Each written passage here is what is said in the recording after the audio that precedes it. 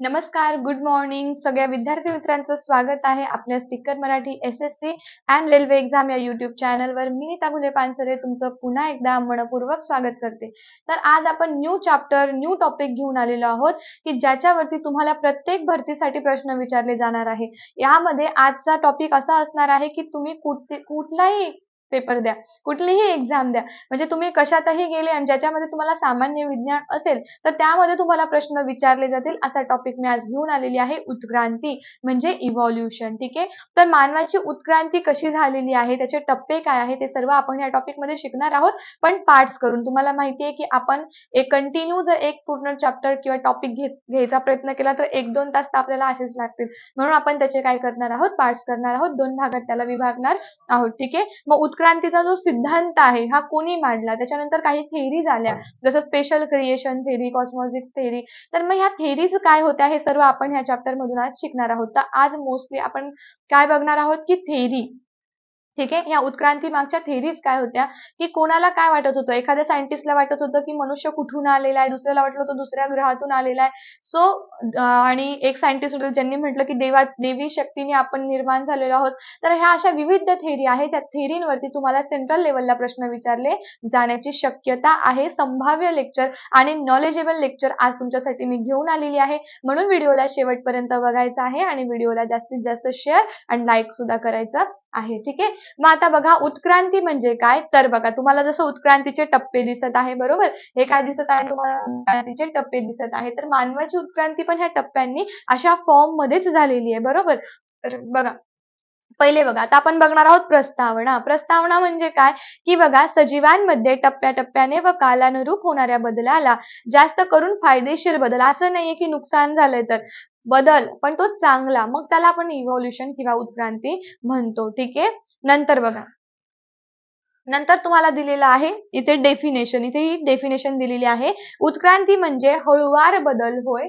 व्याख्या काय दिली, हळूवार नियमित वापस न येणारा बदल. ठीक आहे. म्हणजे असा बदल होऊन जाणे की पुन्हा आपण ज्या स्थितीमध्ये होतो किंवा ज्या स्टेजमध्ये होतो पुन्हा आपण तिथे नाही जाऊ शकत. म्हणजे आपल्यामध्ये एकदा चेंज झालेला आहे, बदल झालेला आहे, इव्होल्युशन झालंय. सो आपण त्या पुढच्या स्टेपला जाणार आहोत, आदल्या स्टेपला परत येणार नाही. म्हणून वापस न येणारा बदल, ज्यापासून सध्या काळातला जटिल सजीव म्हणजे कॉम्प्लेक्स क्रिएचर हा पूर्ण काय झालेला आहे,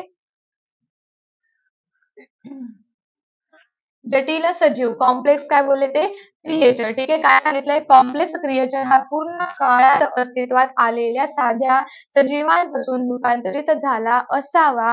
हेर्बर्ट स्पेन्सर यांनी सर्वप्रथम उत्क्रांती हा शब्द वापरला. कोण होते, हेर्बर्ट स्पेन्सर यांनी काय केलं होतं, सर्वात प्रथम उत्क्रांती काय आहे, उत्क्रांती म्हणजे काय हा सिद्धांत सर्वप्रथम मांडणारे सायंटिस्ट होते ते. ठीक आहे. व्यवस्थित दिसतंय तुम्हाला. ओके. देन आता आपण काय बघणार आहोत, काही थेरीज. जसं मी तुम्हाला म्हटलं ना की आजच्या लेक्चरमध्ये आपण थेरीज बघणार आहोत. म्हणजे थेरीज म्हणजे काय, की असं वाटतं की कुठून आलेले आहेत सजीव, कुठून त्यांची निर्मिती झाली, कुठून उत्पत्ती झाली. तर वेगवेगळ्या सायंटिस्टने आपले वेगवेगळे मतं ह्याच्यावरती दिले. जसं की थेअरी ऑफ स्पेशल क्रिएशन, जी स्पेशल क्रिएशनची थेअरी होती, तर त्यांनी काय सांगितलं बघा, हा सर्वात जुना ओल्डेस्ट सिद्धांत आहे, म्हणजे खूप जुना सिद्धांत आहे. ठीक आहे. खूप जास्त जुना सिद्धांत आहे. त्यांनी काय सांगितलं बघा, स्पेनचा साधू फादर सुड्रिस यांनी काय सांगितलं, की या सिद्धांतानुसार सजीवाची निर्मिती ही देव किंवा दैवी शक्तीमुळे झालेली असावी. आता जेव्हा त्यांनी असं सांगितलं, या सायंटिस्टने तुम्हाला फोटो पण दिलेला आहे, की दैवी शक्तींनी, देवामुळे किंवा दैवी शक्तीमुळे आपली निर्मिती झालेली आहे. सो जेव्हा त्यांनी असं सांगितलं तर सगळ्या लोकांनी त्यांना एकदम डोक्यावर उचलून धरलं. म्हणजे डोक्यावर उचलून धरणं म्हणजे शब्दशः अर्थ घेऊ नका. त्यांची खूप वाहवा केली, की आधी आपण एवढं विकसितही नव्हतो, तर दैवी शक्तीमुळे आपण जन्माला आलो. आजही लोक ते मानतात, आपणही मानतो, नाही असं नाहीये. पण त्यांनी जेव्हा ही थिअरी मांडली तर त्यांनी म्हटलं की कोणत्या दिवशी काय तयार झालं, पहिल्या दिवशी काय तयार झालं, दुसऱ्या दिवशी काय तयार झालं, हे सुद्धा त्यांनी सांगितलं. मग हिचं नाव काय आहे, थिअरी ऑफ स्पेशल क्रिएशन. तर थिअरी ऑफ स्पेशल क्रिएशन कोणाद्वारे सांगितली गेली, कोणाद्वारे ही निर्मित झाली, याचा प्रश्न तुम्हाला विचारला जाईल. तर काय आहे, फादर सुड्रेस यांनी हा सिद्धांत मांडलेला आहे. थिअरी ऑफ स्पेशल क्रिएशन तुम्हाला विचारलं जातं. ठीक आहे. समजलाय. यांनी काय सांगितलं, यांचं मत असं होतं की आपण काहीतरी दैवी शक्तीमुळे निर्माण झालेलो आहोत. ठीक आहे. हे त्यांचं मत होतं. नंतर बघा, आता त्यांनी काय सांगितलं बघा पुढे, की बायबलमध्ये काय लिहिलेलं आहे, नमूद काय केलेलं आहे, की जीवनाची जी निर्मिती आहे ही 6 नैसर्गिक दिवसामध्ये, 6 नॅचरल डेजमध्ये झाली. म्हणजे 6 दिवसात पूर्ण ब्रह्मांड, पूर्ण सृष्टी, पूर्ण सजीव सर्व 6 दिवसामध्ये तयार होऊन गेलं, असं त्यांनी आपल्याला त्यावेळी म्हणजे जी थिअरी होती त्यामध्ये त्यांनी सांगितलं. मग कोणते कोणते ते दिवस होते? जसं की पहिल्या दिवसामध्ये सांगितलं होतं, स्वर्ग व पृथ्वी तयार झाली. पहिला जो दिवस होता त्याच्यामध्ये स्वर्ग आणि पृथ्वी तयार झाली. दुसरा, तर दुसऱ्याच्या ऐवजी त्यांनी तिसरा म्हटलेला आहे. कारण इथं पहिला दिवस म्हटल्यानंतर त्यांनी एक तिसरा घेतला.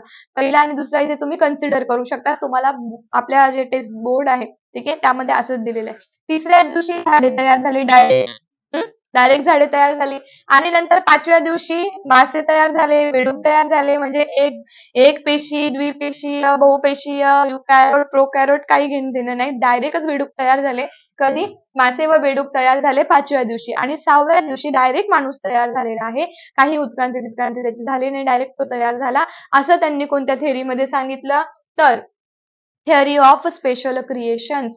कोणत्या पद्धतीने तयार झालेलो आहोत, तर दैवी शक्तीने तयार झालेलो आहोत आणि अशा अशा पद्धतीने तयार झालो आणि हे सांगणारे होते फादर सुड्रेस. ठीक आहे, यांचं जे नाव आहे हे थिअरी ऑफ स्पेशल क्रिएशन मध्ये नमूद केलेलं आहे. सो याच्यावरती प्रश्न विचारला जातो. ठीक आहे, आणि तुम्हाला प्रश्न असा विचारतील सीजीएल मध्ये, सीजीएल जे ग्रॅज्युएशन लेवलचे पेपर आहे त्यामध्ये प्रश्न असा विचारला जाईल. ठीक आहे, पेपर तर चालूच आहे किंवा तुम्ही सेंट्रल लेवलचे कुठलेही एक्झाम द्या, 5व्या दिवशी काय तयार झाले, थिअरी ऑफ स्पेशल क्रिएशन नुसार. तिसऱ्या दिवशी काय तयार झालं, किती दिवसांमध्ये सृष्टी तयार झाली असं त्या थिअरीमध्ये म्हटलं. ठीक आहे, याला मान्यता जरी नाही दिली तरी त्यांनी ती थिअरी सांगितली होती म्हणून प्रश्न विचारले जातात. ओके, नंतर बघा पुढचा पुढचा सिद्धांत काय होता, कॉस्मोझोइक थिअरी. आता ही जी कॉस्मोझोइक थिअरी आहे ही पण एक नवीन आणि तुम्हाला असे इंटरेस्टिंग वाटणारीच आहे. जसं हा सिद्धांत रिश्टर यांनी 1856 सळई दिला. ठीक आहे, साली सळई नाही, नाही तर म्हणाल मॅडम सळई सळई काय? बघा, हा सिद्धांत रिश्टर यांनी 1856 साली दिला व यास पेनस्पर्मिया सिद्धांत म्हटलं जातं. पेनस्पर्मिया सिद्धांत, कारण त्यांनी तसंच म्हटलेलं आहे पुढे बघा तुम्ही. ठीक आहे, या सिद्धांतानुसार पृथ्वीवरील जीवन हे दुसऱ्या ग्रहावरून आले. दुसऱ्या ग्रहावरून काहीतरी बीजाणू आले किंवा सूक्ष्म जीव आले, ते उदयास आले आणि त्याच्यानंतर कॉस्मोझोआ असे त्यांना आपण म्हटलं. म्हणजे त्यांनी काय म्हटलं, या सिद्धांतानुसार पृथ्वीवरील जीवन हे दुसऱ्या ग्रहावरून आलेल्या बीजाणू किंवा सूक्ष्म जीवांमुळे उदयास आले. म्हणजे काय झालं, की हा एक ग्रह होता, हा पृथ्वी ग्रह आहे.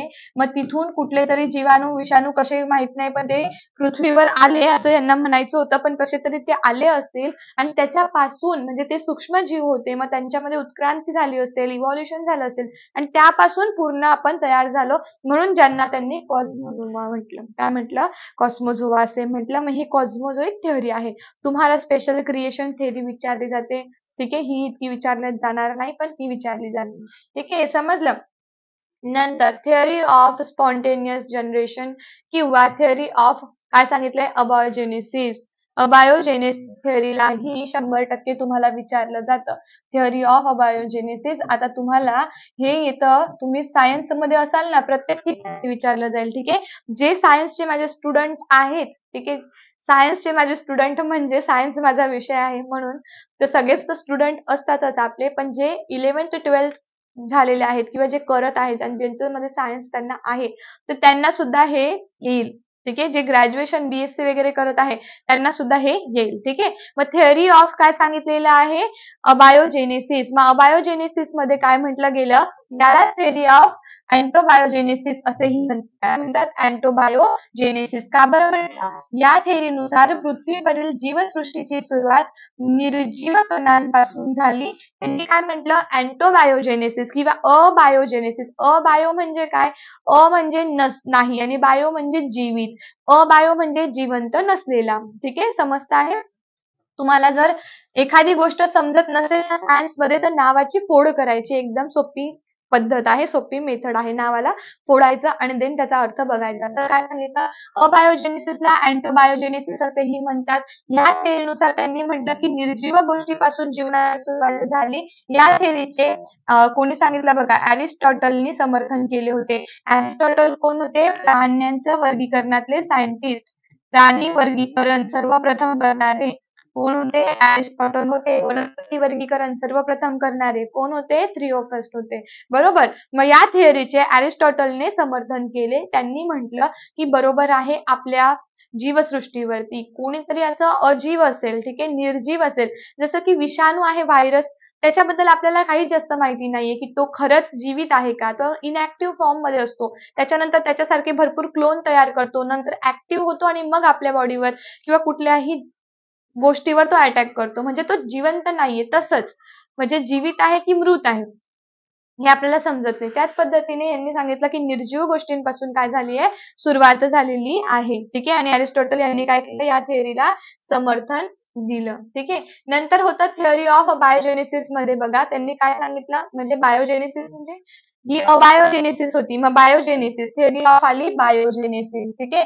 अबायोजेनेसिस मध्ये म्हणजे काय सांगितलं होतं त्यांनी, निर्जीव गोष्टीपासून निर्जीव गोष्टीपासून काय झालेलं आहे, जीवन उदयास आलं असं सांगितलं.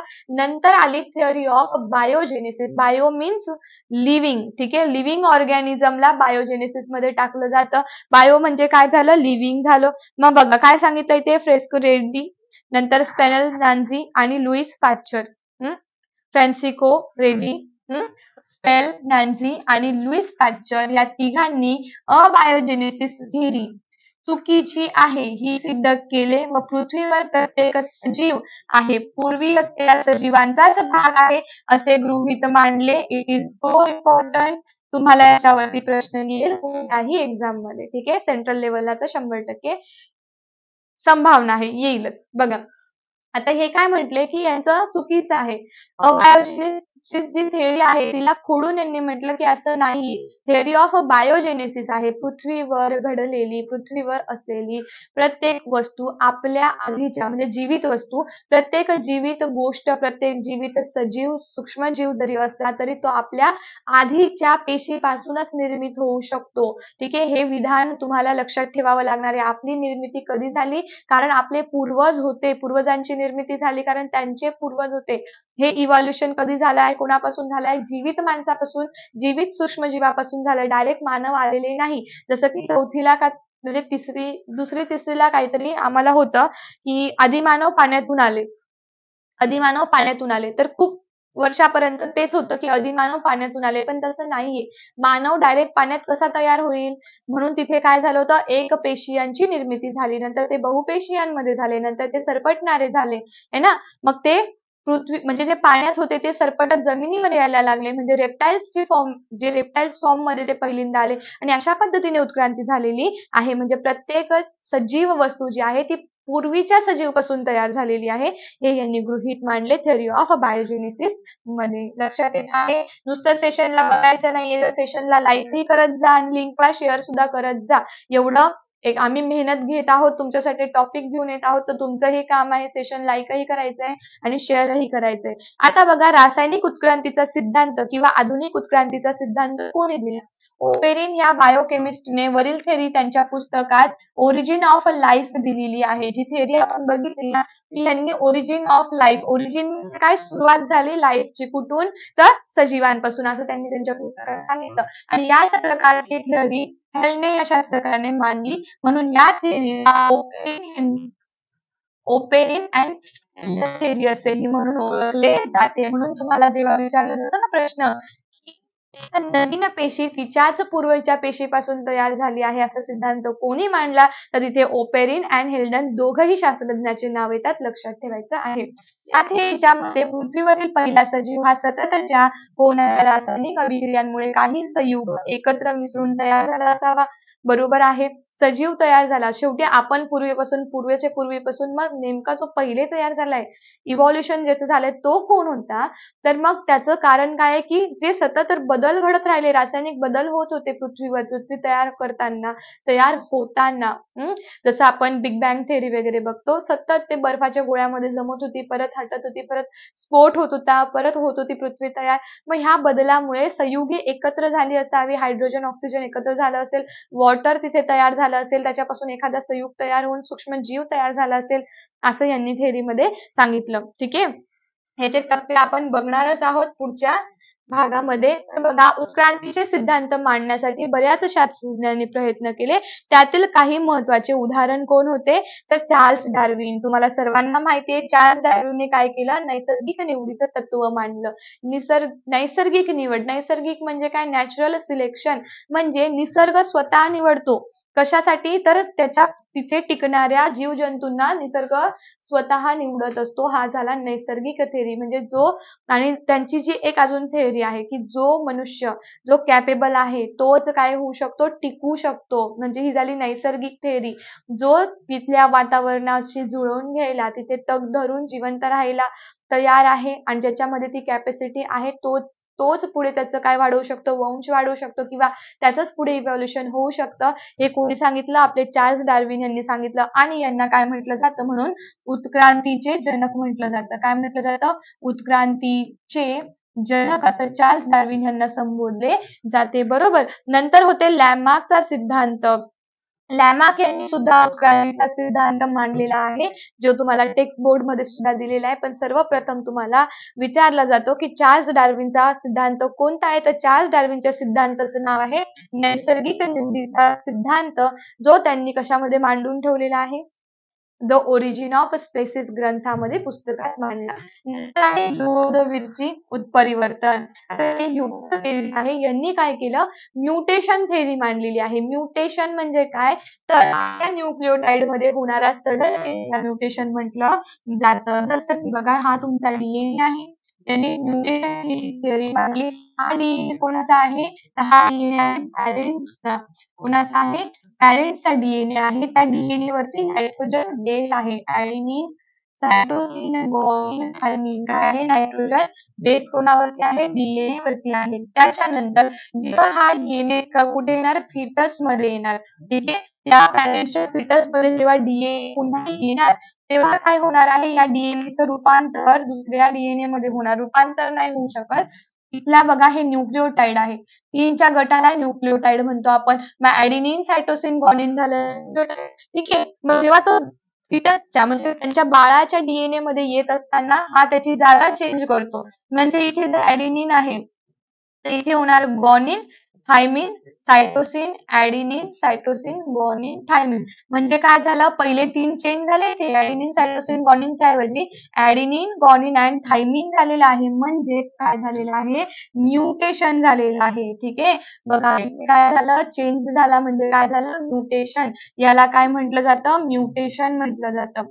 म्हणजे काय की तुमच्या एखाद्या न्यूक्लिओटाइड मध्ये जर सडनली चेंज झाला तर तुमचे आणि तुमच्या होणाऱ्या फिटसचे गुणधर्म वेगवेगळे असतात.